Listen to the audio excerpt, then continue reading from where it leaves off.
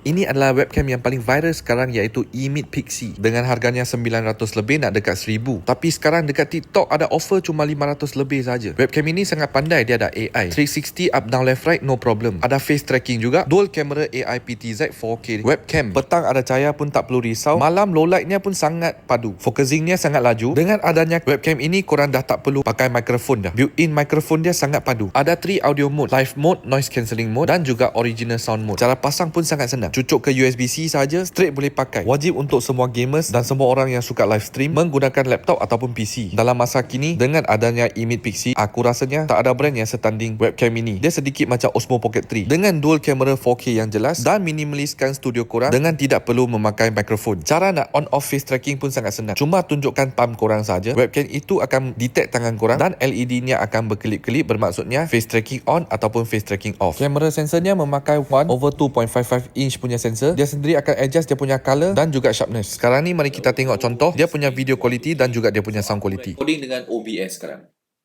Directly dengan OBS. So lain kali korang nak buat video menggunakan PC, laptop korang, no problem. Dengan adanya eMeet Pixie, ya, dia akan face tracking tau. Sorry tak pakai baju. So kalau korang tak nak face tracking ni, dekat sini dia ada lampu kelip-kelip. Masa dia dah hijau, korang ni, dia dah tak akan ikut korang dah. So kalau korang nak dia follow korang, macam ni saja. Dia klip lampu biru dekat sana. Kamera tu dia akan ikut korang. So dia sangat jelas tau. 4K resolution.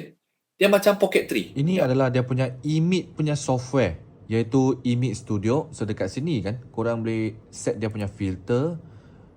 Korang nak normal ke, vivid ke, macam ni semua boleh set dekat sini. Dia ada dia punya function semualah. Sini dia ada control, effect, assistant, anti-flicker, 60Hz, 50Hz, zoom. Nak berapa dekat kan? Zoom far away. Kalau sini kita best sekali kita pilih 4K lah. 4K dia lagi clear lah. Rotate pun boleh. Kalau korang nak buat live kan, nak flip screen pun boleh. Flip screen macam ni. Alright gang, korang dah tahu dia punya spesifikasi kan? Jangan tunggu lagi, aku sediakan beg kuning untuk korang.